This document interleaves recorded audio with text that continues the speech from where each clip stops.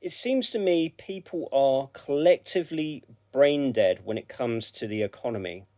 Because it was brought to my attention recently where somebody said to me, there was this person who was buying their shopping, buying their groceries, whatever you want to call it in America, but in the UK we used to say shopping, and it was so much more expensive than 20 years ago, okay?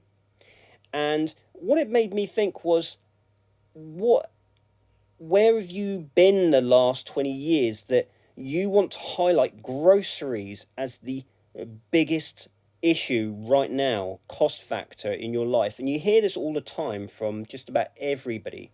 But what you never hear is, I was trying to buy a house, and 20 years ago, it was so much cheaper.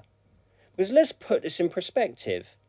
If you're buying your shopping, your groceries today, compared to 20 years ago, yes, it might be double, it might be triple what you spent, okay?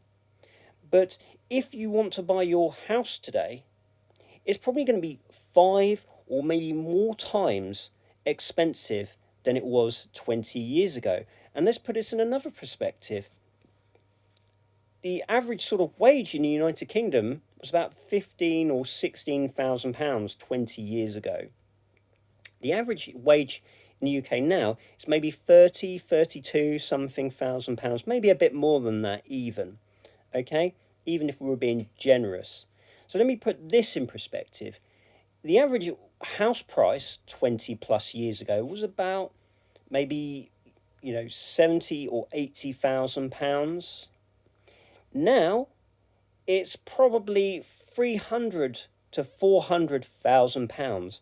So if you're on a minimum wage in, say, 20 years ago, you could realistically buy your house in a handful of years.